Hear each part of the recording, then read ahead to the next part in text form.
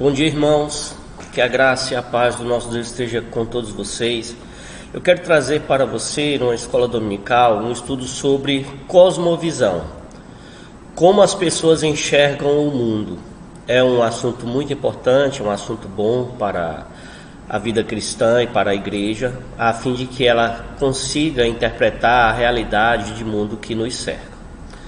Bem, nós utilizamos a Bíblia, certo? Como um livro base para os nossos estudos.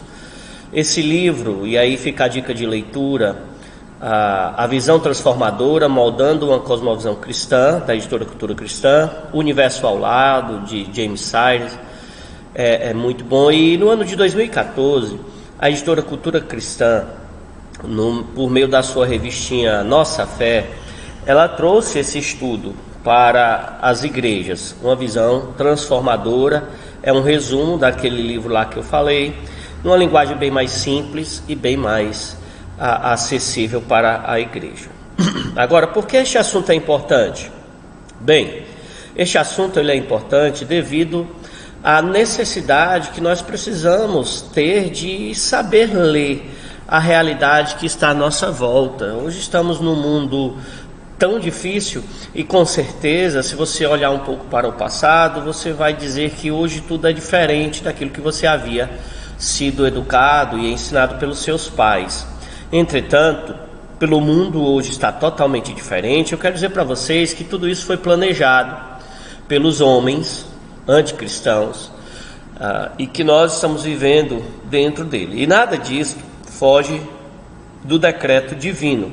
Mas é importante informar para vocês que nós estamos dentro de um mundo, nós não podemos fugir dele, e como servos de Deus, crentes no Senhor Jesus Cristo, nós precisamos saber ler o mundo, interpretar as eras e trazer à nossa memória que Paulo diz nas Escrituras Sagradas que nos últimos dias viveríamos tempos difíceis. E Jesus Cristo, ao afirmar essa realidade, também ele disse, se porventura, quando ele voltasse, encontraria fé na terra, ele também disse que por se multiplicar a iniquidade, o amor de muitos esfriariam, incluindo dos crentes, ok? Então, o conhecimento deste assunto vai nos ensinar a interpretar as eras e também a ensinar as novas gerações. É essa a importância do assunto. O que é cosmovisão? A cosmovisão é um modo particular de perceber a vida no mundo. Geralmente, a cosmovisão leva em conta as relações humanas, individuais, coletivas e na sociedade. No estudo das cosmovisões, 3 áreas atingirão o nosso modo de viver, que são o modo de vida em família, o modo de vida individual. Por exemplo, eu quero trazer à memória um argumento de um advogado que era fumante, e ele dizia que o desejo pelo fumo era algo particular dele e ninguém deveria se meter. E ali ele defendia o direito de fumar em locais proibidos e de até incomodar outras pessoas que não fumavam. E aí ele dizia que isso era um direito dele fumar, era um direito individual, e os incomodados que saíssem de perto dele, porque era ele que estava fumando e aquilo ali era um desejo individual dele, que ninguém deveria se meter. E também, meus irmãos, o estudo das cosmovisões, ele também agirá no nosso modo de viver biblicamente na sociedade. Nós não vivemos só, nós estamos inseridos em uma comunidade, nós somos chamados para influenciar essa comunidade e nós precisamos viver biblicamente dentro da igreja, fora da igreja, nos nossos relacionamentos de trabalho, de comunicação, de vida. E o estudo da cosmovisão vai nos ajudar neste viver aí das 3 áreas. Ninguém está livre da influência do ensino da cosmovisão, que molda a nossa visão de enxergar o mundo ao nosso redor. a cosmovisão vai agir diretamente no nosso modo de viver. Por isso é importante nós termos um modo de vida bíblico. Biblicamente, só existem duas cosmovisões que colocaremos em prática na nossa vida.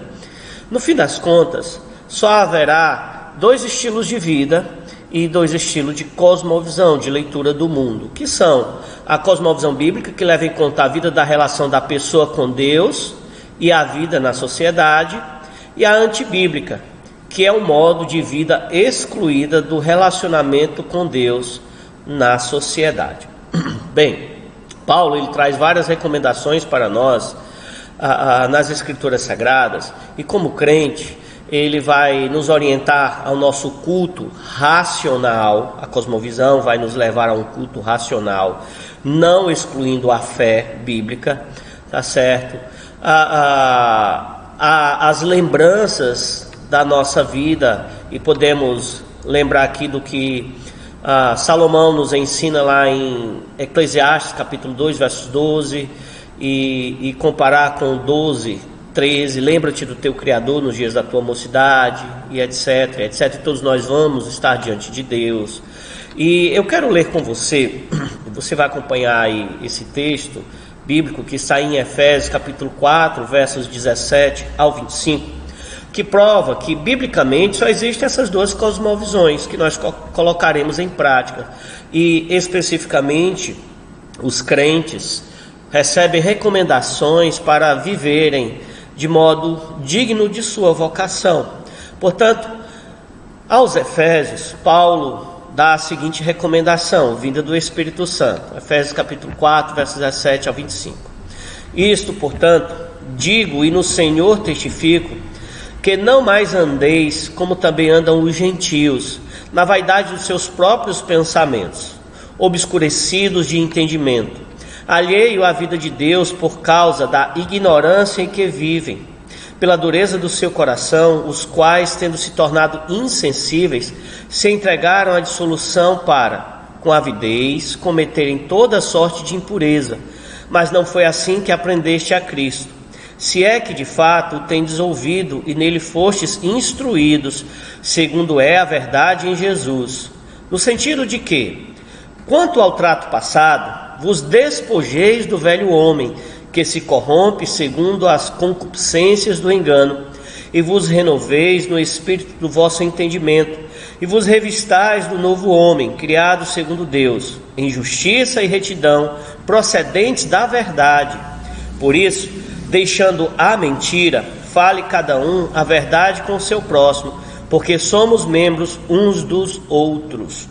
Perceba que Paulo está ensinando aos Efésios que haviam se convertido a viverem de acordo com a sua nova natureza, defendendo a verdade, defendendo a justiça, vivendo condignamente com a sua vocação e, acima de tudo, amando uns aos outros.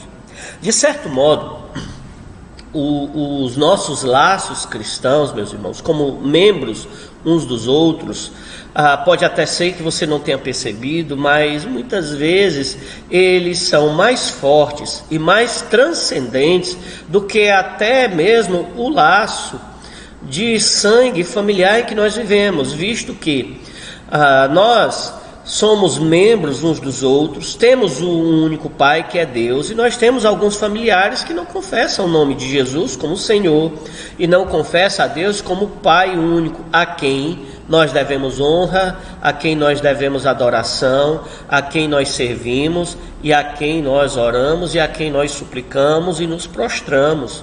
Dentro dessa perspectiva da cosmovisão, meus irmãos, esses laços são até maiores do que os laços de sangue familiares. Por quê? Porque esses laços cristãos são eternos, e foi Deus que estabeleceu isso para nós. Ora, o apóstolo Paulo, ao entender isso, ele diz que nós somos uma só família, o qual temos um mesmo Pai, e parte dessa família está no céu, outra parte desta família está na terra. Então, meus irmãos, a cosmovisão bíblica afeta a nossa vida até no modo de pensar e discernir essas realidades. Eu tenho familiares que são ateus, E nesse ponto de vida, nós rompemos os nossos relacionamentos e não andamos juntos. Ao ponto de que você que está me ouvindo, você que crê no Evangelho, você concorda com o que eu estou dizendo a respeito das verdades essenciais da vida cristã. E isso nos liga por laços eternos, por causa do nosso Pai que está nos céus. Então o estudo da cosmovisão é para mudar, de fato, a nossa visão de mundo, a nossa visão relacional e colocar em prática a nossa realidade de vida. Eu não estou querendo dizer com isso que nós vamos desprezar aqueles parentes de sangue que são ateus, não. Nós continuaremos tendo laços com eles, vamos orar por eles, vamos evangelizá-los, vamos pregá-los, mas haverá pontos de rompimento devido à cosmovisão, de que aquilo que é a nossa cosmovisão bíblica não é a deles.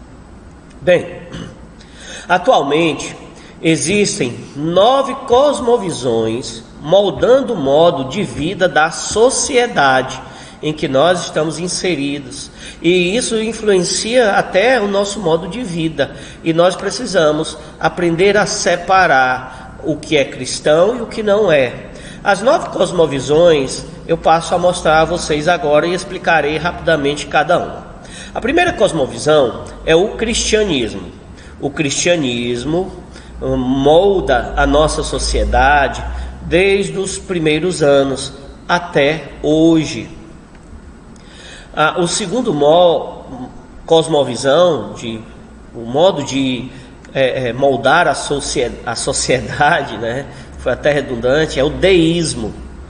Temos também o naturalismo, o niilismo, o existencialismo, o monismo panteísta, a nova era, o pós-modernismo e o pós-verdade. Todos essas 9 escolas aí que você está vendo, ela acaba influenciando a vida da sociedade e a nossa, especificamente o cristianismo. Mas nenhum de nós estamos livres das outras 8. Nós precisamos saber ler estas coisas e jogar fora aquilo que está fora do padrão divino, fora do padrão de vida bíblico, e aplicar à nossa existência o padrão de vida cristão, que se revela nas Escrituras Sagradas. Então, o primeiro é o cristianismo. Até o século XVII, o cristianismo moldava o estilo de vida da sociedade. Com o crescimento da ciência, uma nova maneira de estudar a vida surgiu, ao qual não se negou a existência de Deus, mas ensinou que ele não se envolvia com a sua criação. Este novo modo de ver a vida foi chamado de deísmo.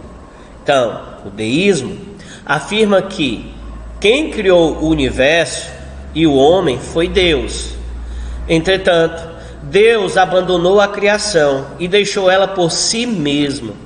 O deísmo, meus irmãos, ele ensina de que Deus nos criou, entretanto, ele não se relaciona comigo e muito menos com você. A primeira vez que eu ouvi falar desta corrente de ensino na nossa sociedade foi por meio de um professor de história, quando eu fazia a 7ª série do ensino fundamental. Esse professor de história, ele dizia que acreditava em Deus, mas ele dizia que ele não tinha religião nenhuma. Ele dizia que acreditava em Deus, mas Deus permitiu que o homem andasse por si mesmo e ele não se envolve com as coisas humanas. E aí ele dizia que não seguia religião nenhuma e não precisava, para servir a Deus e para a igreja, estar ligado a alguma religião. Eu acredito que você já deve ter convivido com alguém que sustente esse estilo de vida. Eu convivi na 7ª série com esse professor que ele dizia que era deísta. A questão é que o deísmo ele surgiu devido a alguns problemas morais existentes na vida cristã. O cristianismo sempre trabalhará com valores morais, e todas essas escolas vão romper com o cristianismo e com a própria escola onde se nasceu esses pensamentos por causa de questões de valores morais.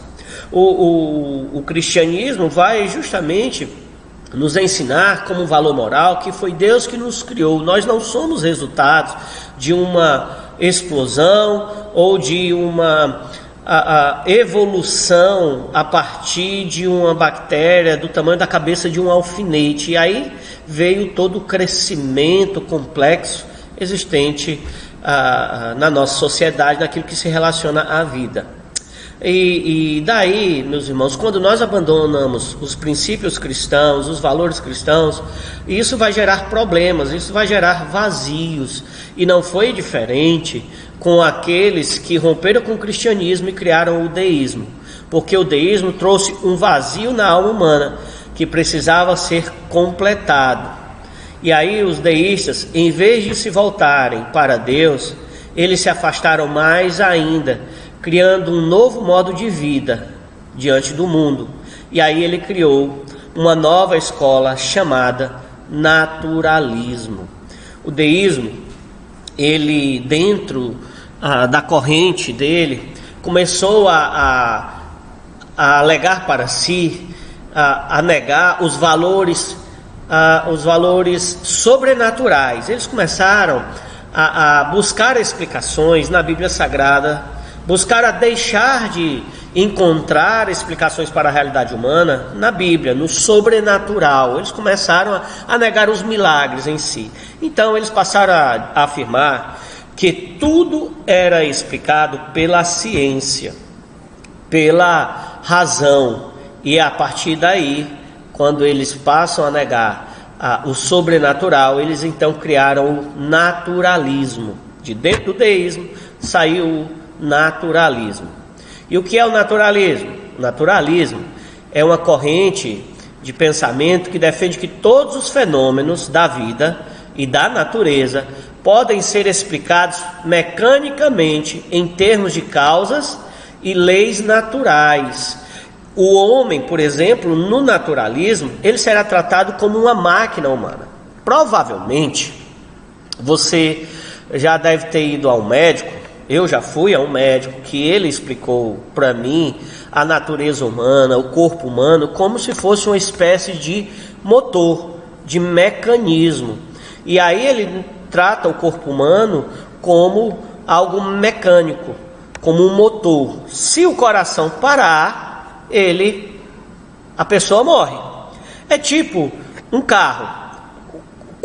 O carro é feito de vários componentes. Entretanto, se o motor do carro bater a biela, o carro morreu, ele não funciona.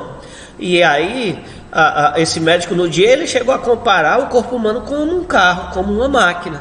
E o naturalismo vai fazer isso, tratar a humanidade como uma máquina. E o naturalismo passou a negar a existência do sobrenatural também, e da teologia. O naturalismo trouxe problemas para o avanço da sua geração. Tentando melhorar as falhas naturalistas, os seus defensores criaram o niilismo. O que é o niilismo? O niilismo nega os valores morais. O niilismo passou a afirmar que a religião não tem valor algum. Deus está morto. Esse período aqui é o período de Nietzsche, filósofo Nietzsche, que alcunhou esta frase: Deus está morto. O que foi que o niilismo percebeu quando ele passou a negar os valores morais a partir do naturalismo, visto que o homem era só um mecanismo? Ora, e por que ele afirmou que Deus estava morto? É porque a partir do niilismo, todos os assuntos da sociedade serão formados agora sem levar em conta os princípios bíblicos, os valores propostos por Deus para a formação de uma sociedade. Então a sociedade agora estava sendo formada desprezando Deus, a realidade de Deus e os valores morais, como por exemplo amar o próximo como a si mesmo, não roubar, não mentir, não levantar falso testemunho, honrar pai e mãe. Esses valores estavam formando agora uma sociedade sem levar em conta aquilo que Deus dizia. É por isso que eles disseram que Deus estava morto, porque aquela geração estava formando agora uma nova geração, desprezando a Bíblia, desprezando os valores cristãos. A sociedade agora não vai ser formada mais somente pelos valores do cristianismo, mas vai ser agora pelos valores do deísmo, do naturalismo, do niilismo. É por isso que eles disseram que Deus está morto. A política também será formada agora por valores próprios dos homens e não de Deus.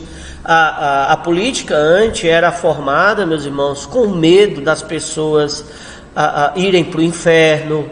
As pessoas, com toda a tirania da época medieval, elas ainda pensavam numa sociedade, certos padrões morais eram conservados. A partir do niilismo, os valores morais na política serão desprezados também. Eles vão criar os próprios valores. A educação será desvalorizada dentro do princípio cristão. Agora vai ser novamente criada um novo padrão fora da realidade bíblica. E aí há uma desvalorização moral da educação também. E uma desvalorização moral da humanidade. Tá certo? O niilismo trouxe vários problemas. Entre estes problemas, eu queria ver se dá para passar esse vídeo aqui para vocês. A consequência do niilismo vai ser tratada nesse vídeo aqui sobre a falta de valor moral pela vida. Deixa eu ver se consigo passar esse vídeo. Não, eu acho que eu vou ter que... Agora vai dar certo. Está no abrigo, o bebê encontrado num saco de lixo. A polícia investiga quem abandonou a criança. O menino foi encontrado nesta rua do Jardim Rio Branco, área continental de São Vicente. O recém-nascido tem aproximadamente 15 dias de vida e estava dentro de um saco de lixo. Ele foi achado por uma moradora do bairro. A mulher que resgatou o bebê não quis dar entrevista. Ela disse à polícia que tinha saído de casa na última sexta-feira por volta das 6 horas da manhã para levar o filho na escola. E notou o saco que estava nesta lixeira aqui se mexendo. Num primeiro momento, a moradora pensou que fosse um animal, mas era a criança, que estava vestida e com uma fralda. Agora vai ser investigado, caso não apareça nenhum parente, ninguém, ele vai para adoção. Infelizmente, muita gente que é engravidada não consegue, e quem consegue, acontece essas coisas, né? Pronto. A consequência do niilismo, que é o abandono dos valores morais, vai acarretar nisso. Um bebê, tá certo? Ele será desvalorizado como um ser humano, será tratado como um lixo. Aquilo que não presta, você joga no lixo. E é isso que o niilismo tem trazido em nossa sociedade. Não é à toa que o aborto é tão defendido na nossa sociedade. É devido às consequências do naturalismo e do niilismo, que acaba tratando crianças como lixo. Mas como jogar uma criança no lixo pesa muito, aí eles vão tentar mudar a realidade, vão defender o aborto e acabando com essa questão moral. É assim a nossa sociedade tem caminhado a ladeira abaixo. Bem, o niilismo trouxe problemas dentro da realidade de vida. E de dentro da corrente de pensamento niilista surgiu o existencialismo. Eles perceberam que a humanidade não pode ser desvalorizada. Então eles criaram de dentro do niilismo o existencialismo. E o existencialismo surgiu tentando resolver o problema do niilismo, que é a desvalorização da moralidade. No caso em estudo, tá certo, a realidade, a moralidade humana. E o existencialismo, ele vai continuar negando Deus, mas vai tentar valorizar o ser humano como uma vida existencialista do aqui e agora. Então, o existencialismo sustenta o valor humano do prazer a qualquer custo, aqui e agora. O importante é a felicidade. Ora, meus irmãos, o existencialismo está presente dentro da doutrina da prosperidade. A doutrina da prosperidade, meus irmãos, vai ensinar que o que importa é você ser feliz aqui agora, e Deus tem a obrigação de te abençoar, de te dar riqueza. Você não pode adoecer. Aqui e agora você tem que desfrutar das riquezas de Deus. E ele despreza as outras partes das Escrituras. Mas essa corrente existencialista está bem presente dentro da doutrina da prosperidade, onde as pessoas não aceitam, se são crentes, não aceitam ser pobre e etc. Tudo, o céu é aqui, o céu é agora. Não existe inferno, não existe pecado. O que importa é você ser feliz a qualquer custo. Dentro do existencialismo, o passado e o futuro também não tem significado algum, mas é o presente que deve ser vivido intensamente. Eles vão desprezar também, nessa corrente de pensamento, o passado. Ora, quem não estuda, meus irmãos, história, e quem não olha para o passado, corre-se o risco de cometer o mesmo erro 2 vezes, 3, 4 vezes. E o existencialismo, ele trabalha muito com isso. Não olhe para o futuro, mas o cristianismo não. O cristianismo, ele defende de que nós devemos olhar para o passado, ver o que Deus fez por nós, vivermos agradecidos, contentes, adorando a Deus no presente, esperando e perseverando e sustentando a esperança no futuro, no novo céu e na nova terra. Portanto, o existencialismo muitas vezes está presente dentro das igrejas e nós não notamos. E ele é evidenciado claramente, mas nas frases de efeito que circunda a nossa sociedade, o nosso viver diário. E aqui é a consequência do existencialismo nesse novo slide. Ele vai ser visto nesta frase de efeito, e que nós vemos constantemente no nosso dia a dia. Viver intensamente o presente, rir de tanto chorar, amar a tudo e a todos sem preconceito, apreciar a natureza, viva a vida, é única, né? Então, o existencialismo, ele vai justamente nos conduzir para essa vida presente e nada mais importa. E tudo que você falar que for contrário ao pensamento existencialista, eles irão chamar de preconceito. No existencialismo, há o fim do contraditório, há o fim da razão, e somente o prazer é que vai valer a pena nessa escola de pensamento, e nós vemos isso frequentemente na nossa realidade. Uma outra frase existencialista: quando me amei de verdade, desisti de ficar revivendo o passado e de me preocupar com o futuro. Isso me mantém no presente, que é onde a vida acontece. Ora, o existencialismo despreza o sobrenatural também e a vida futura, a vida pós-morte, e eles negam a existência de uma vida eterna. Portanto, a gente, meus irmãos, vê isso também na nossa sociedade, incluindo na vida da igreja, influenciando, porque as pessoas pararam de meditar e pensar na vida após a morte, na vida eterna, na vida depois desta realidade. E hoje as pessoas só querem viver o presente, mas nós devemos, meus irmãos, como cristãos, ver o passado, olhando para ele agradecidos, o presente, louvando a Deus, e o futuro que nos aguarda, que é a nossa união com Cristo e a vida eterna, onde estaremos habitando com o Senhor eternamente. Bem, o existencialismo também falhou e deu lugar à nova era. O que é isso? O existencialismo, como as demais correntes, criaram problemas para si. Qual foi? E quais foram as falhas? Eles perceberam que no mundo ainda prevalecia a existência da religiosidade.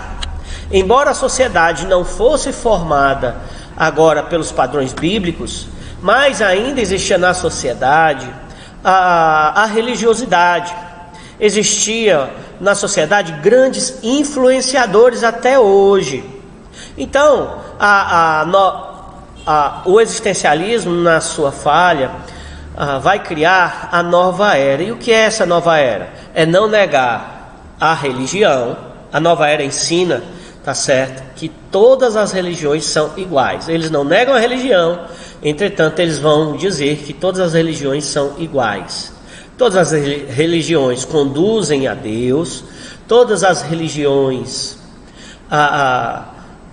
têm o seu valor, ok? E todas as religiões salvam, não importa, tá certo? A religião, o que importa é você se ligar com Deus e você ser salvo pela sua religião.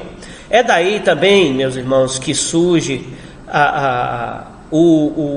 ressurge, melhor dizendo, aquela antiga frase: quem tem boca vai a Roma. Muitas vezes as pessoas acham que essa frase tem a conotação de que quem tem boca vai a Roma, né? Não, mas o sentido original da frase, quem tem boca, vai até Roma, porque ele ia pedindo informações de como chegar em Roma, e aí ele ia até Roma. Então quem tem boca vai a Roma. Então todas as pessoas poderiam chegar lá, ok? E é dentro desse contexto, dessa ilustração frasal que eu estou trazendo para você, é que a nova era vai sustentar de que todas as religiões são iguais, e você não precisa mudar de religião, você não precisa negar a sua religião para ir até Deus, mas basta dentro da sua religião estar conectado com Deus. Eu lembro de um professor professor de teologia em determinado seminário liberal. Ele dizia que se um budista chegasse para o filho dele e dissesse que ele é uma reencarnação ancestral de Buda, esse professor de teologia disse: vá lá, meu filho, o que importa é você estar ligado à religião, o que importa é você não ser ateu, mas se esteve ligado a alguma religião, você vai para o céu. Então você vai ver que a nova era está presente na nossa sociedade, até em algumas escolas teológicas. Então isso influencia na vida. A nova era defende que tudo vale quando se trata de religião, e que no fundo todas as religiões dizem a mesma coisa. Tá vendo? Algumas figuras religiosas como Jesus, Buda, Dalai Lama são considerados como humanos mais evoluídos. Ora, meus irmãos, o absurdo da nova era é considerar Jesus no mesmo patamar que Buda, no mesmo patamar que Dalai Lama, de pessoas boas.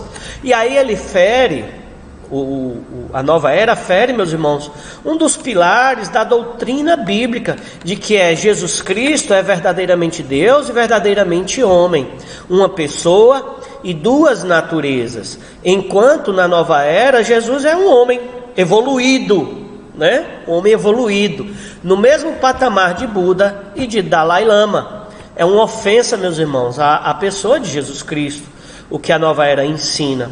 E você já deve ter convivido com alguém assim, que sustenta de que todas as religiões levam para o céu e levam a Deus, mas não é isso que a Bíblia diz. Bem, o existencialismo trouxe seus problemas e falhou, a nova era também, ok? Porque eles perceberam que as pessoas continuavam convictas, sustentando as suas religiões.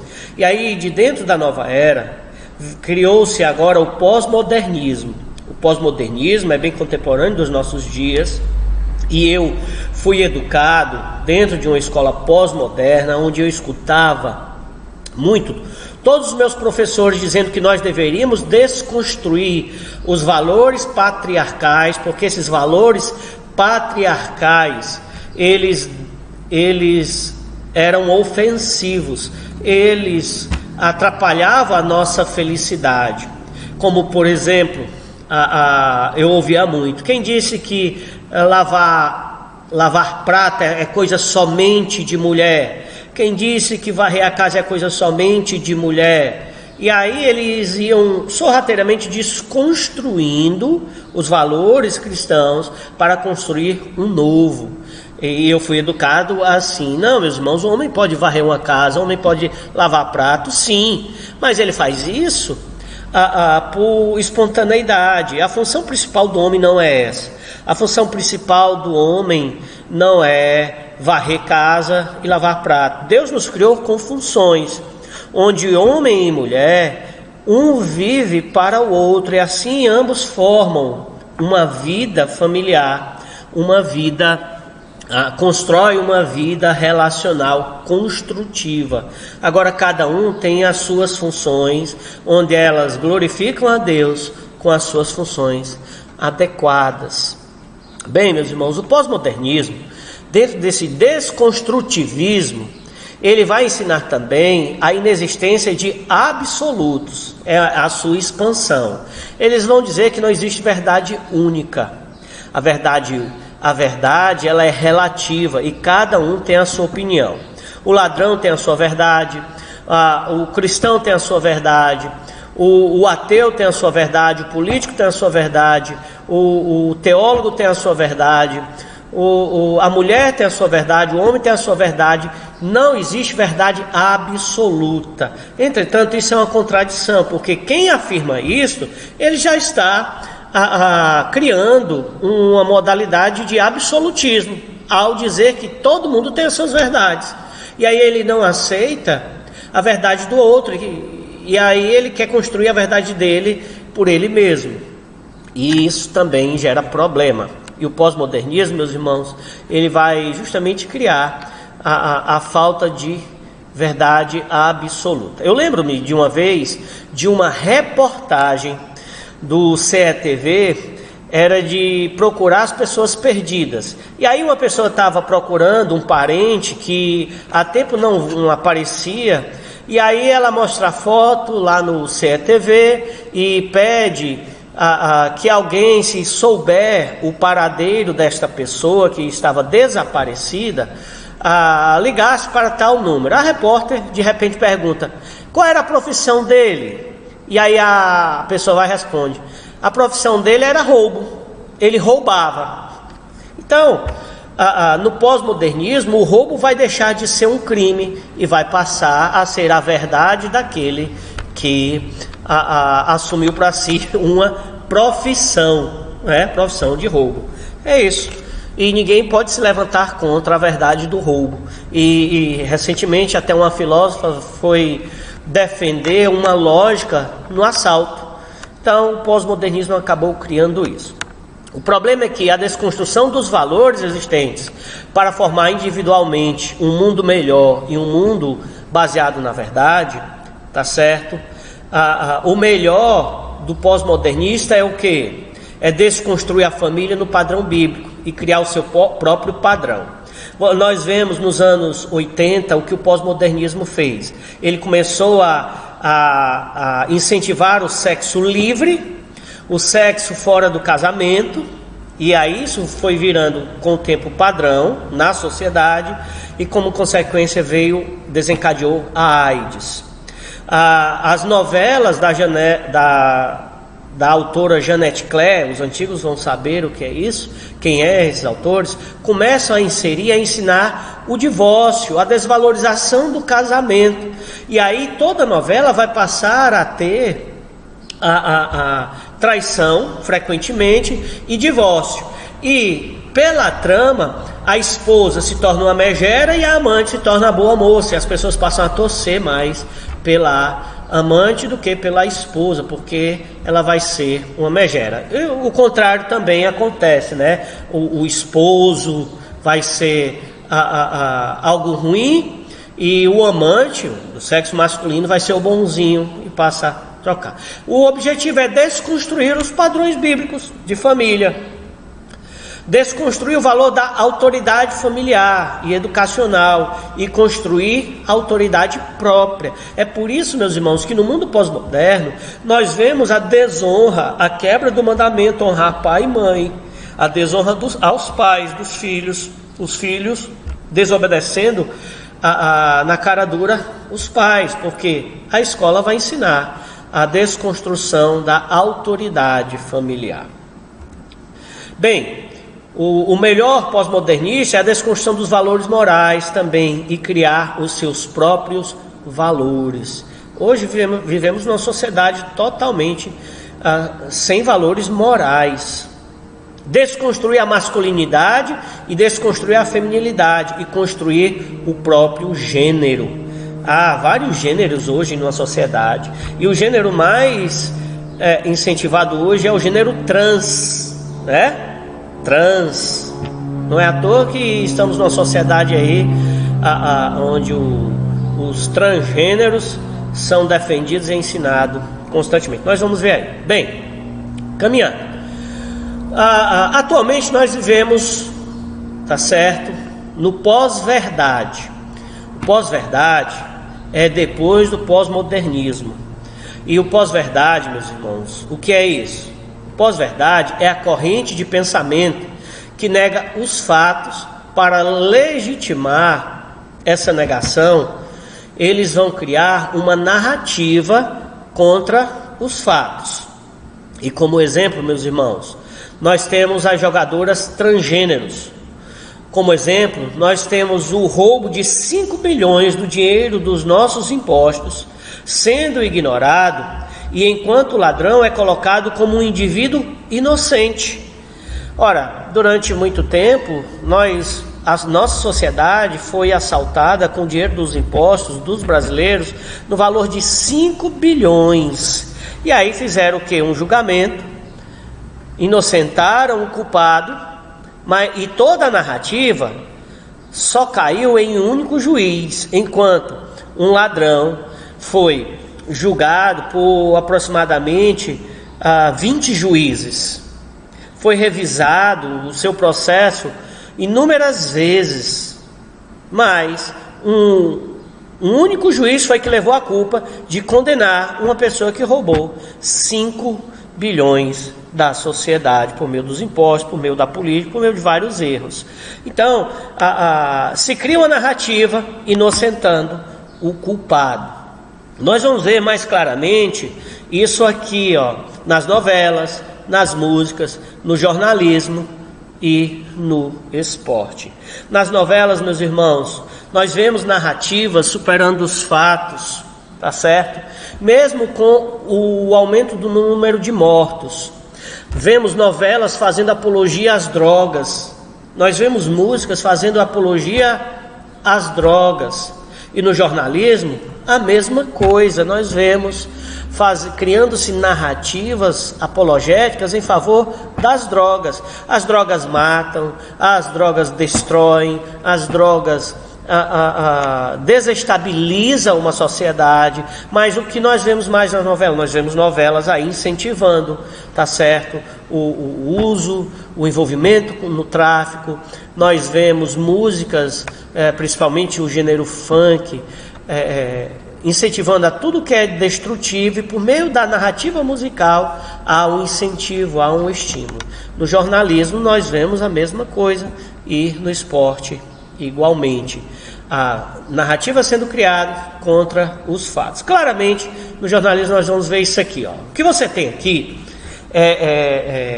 3 fotos de pessoas transgêneros que são tratados na nossa sociedade como mulheres, quando na verdade o fato é que são homens.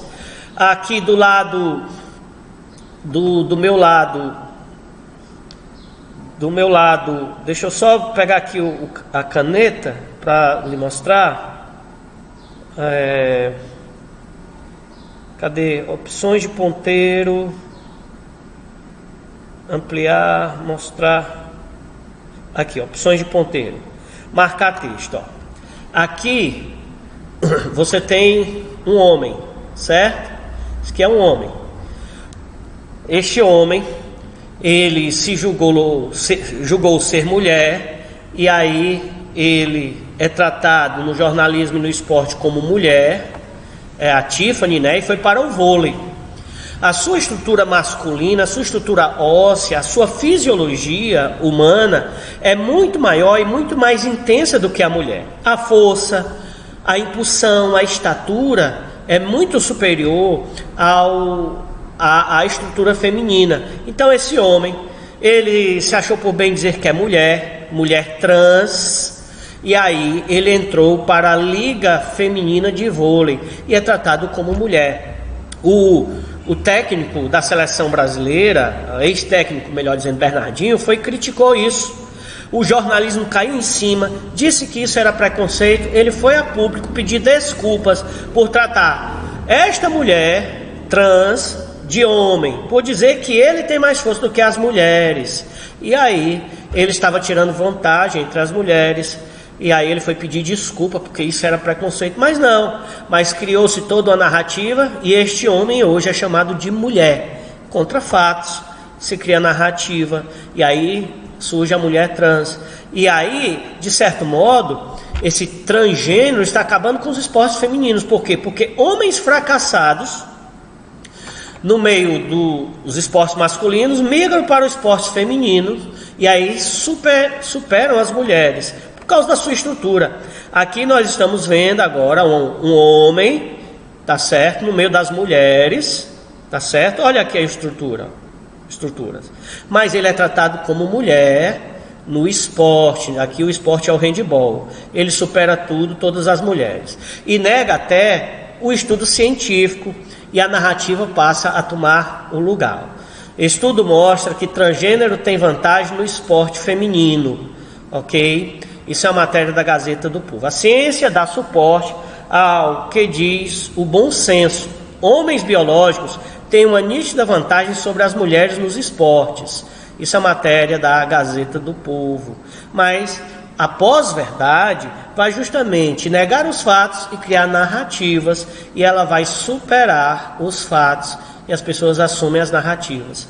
Aqui também é uma outra matéria de um homem velocista que não vencia entre os homens, então ele vai correr no meio das mulheres, alegando que ele é uma mulher trans, e essa mulher trans, ok, vai vencer nos esportes. Aqui é um outro estudo, tá? Estudo constata que atletas trans têm vantagem nos esportes femininos. Então, é isso que o pós-verdade vai fazer. Cria-se narrativa para se negar os fatos, tá? Mesmo que a verdade não seja absoluta, eles não vão negar a existência de verdades variadas. Só que aí a verdade precisa ser superada por meio de narrativas. Caminhando, meus irmãos, para o final, para a gente não ficar tão longo. Lembra-se do texto de Efésios capítulo 4, versos 17 ao 25 que nós lemos? A nossa cosmovisão, meus irmãos, tem que estar diante de tudo isso que é jogado para a nossa existência, dentro deste padrão bíblico que aí está aparecendo para você. Aqui eu separei somente alguns destaques desta passagem para a nossa vida, e assim formarmos, meus irmãos, o nosso viver diário na sociedade, visto que nós somos influenciados a outras cosmovisões e nós precisamos ter discernimento para expurgá-las. E o ensinamento do apóstolo Paulo para a igreja é justamente esse. Ora, Paulo ele traz para a igreja a seguinte realidade, que os gentios eles se orgulham dos seus pensamentos, então eles vivem na sua vaidade dos próprios pensamentos, ok? Eles vivem na vaidade de seus próprios pensamentos, e os cristãos não podem viver na vaidade destes pensamentos e não se orgulhar de pensamentos errados, porque o que essas escolas cosmológicas têm trazido para a sociedade é aquilo que a Bíblia diz: um abismo chama um outro abismo. Eles estão destruindo a nossa sociedade e nós cristãos estamos assistindo e às vezes assumimos até alguns padrões, como por exemplo do existencialismo. Em Romanos capítulo 1, versos 22, Paulo fala o seguinte sobre os gentios: inculcando-se por sábios, tornaram-se o quê? Loucos, tá certo? Na verdade, Paulo está dizendo que esse tipo de pensamento que aparta-se do cristianismo é um pensamento de pessoas loucas, mas eles se acham sábios, mas na verdade, biblicamente, são loucos. São pessoas duras de coração. Paulo diz, sobre os gentios: eles vivem na dureza do seu coração, tá certo? Se tornaram pessoas insensíveis. Essa ideia de sensibilidade, meus irmãos, tem acabado na nossa sociedade.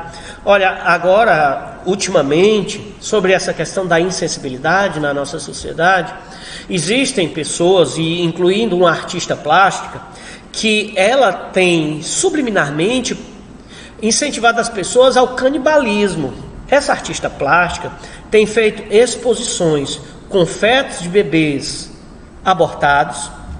Esta artista plástica, ela faz bolos humanos, tá? Existem bolos feitos por elas em festas, que é todo o corpo humano despido, e aí as pessoas ficam comendo o bolo no formato humano, mas por detrás tem aquela sensibilidade de que estão comendo o corpo humano.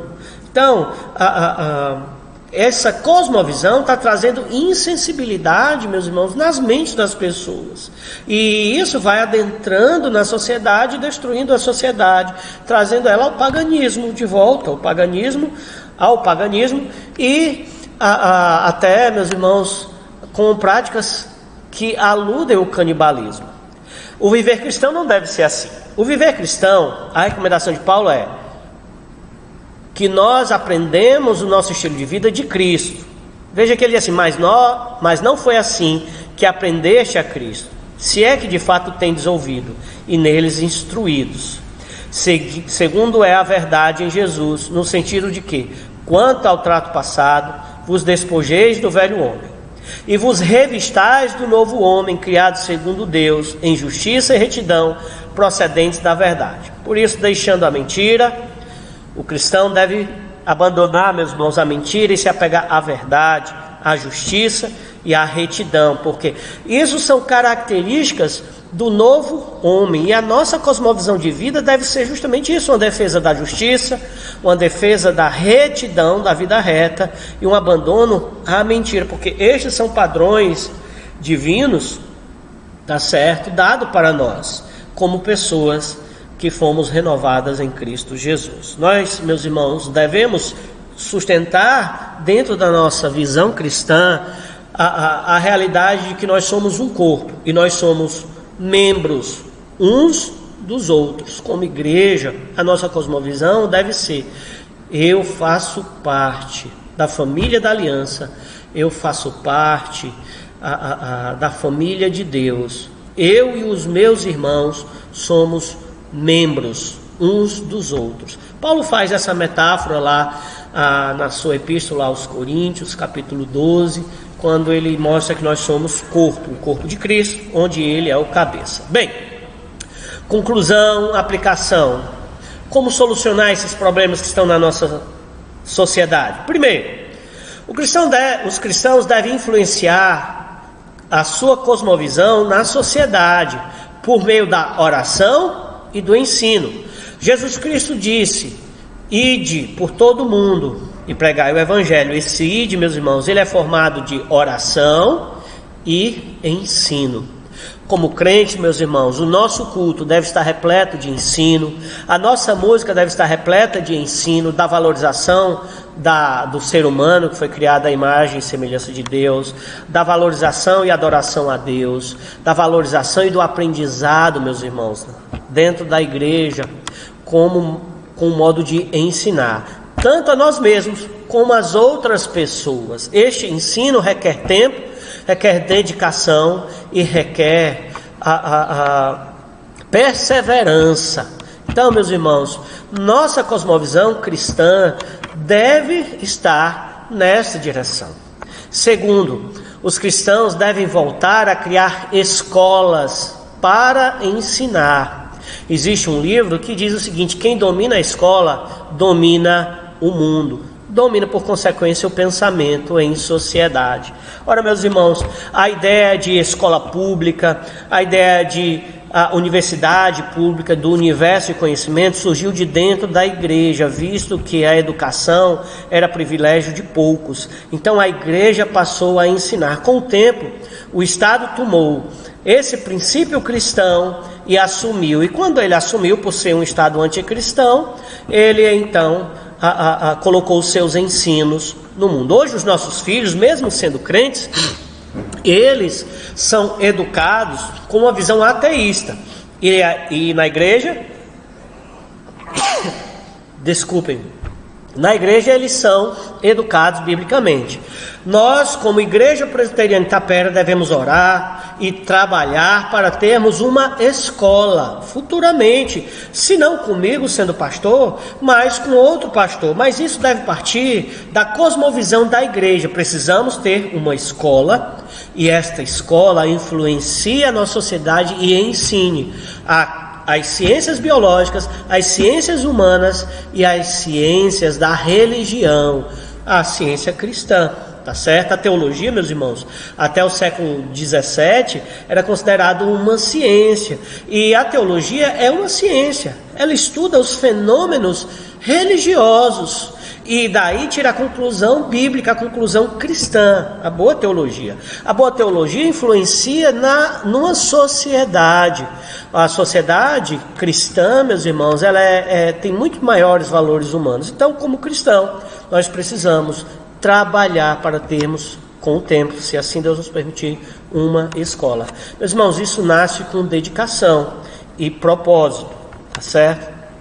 Bem, terceiro, tudo que é contrário ao cristianismo é ensinado em nossa sociedade, não somente para nós, mas para a próxima geração, visto que eles são educados para o futuro. Por isso é importante nós estudarmos para ensinarmos os nossos filhos.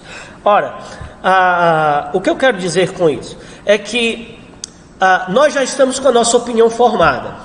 Alguns ensinos para nós são absurdos e nós não aceitamos, como por exemplo essa ideia do transgêneros, homem participando de esportes com mulher e tomando o lugar da mulher. Eu e você que já temos a nossa mente formada, nós achamos isto inaceitável, porque o nosso raciocínio lógico percebe isso, mas os nossos filhos não, eles estão sendo educados dentro desta realidade. E o que nós precisamos é justamente aprender sobre essas questões para ensinar os nossos filhos a dizer: é errado. É errado porque isso vai contra os fatos. O homem, ele foi criado com uma função diferente. O homem, ele tem uma estrutura fisiológica diferente da mulher. E aí, isso atrapalha. Isso toma até o lugar da mulher. Porque o esporte feminino é algo belo, mas está sendo manchado e maculado por um homem que julgou-se ser mulher e foi se meter com as mulheres e assim acabar com o esporte feminino. É isso aí, meus irmãos, que Deus os abençoe. Que Deus os fortaleça cada dia mais e que como igreja nós aprendamos a crescer na cosmovisão cristã. Fiquem com Deus e Deus os abençoe a todos.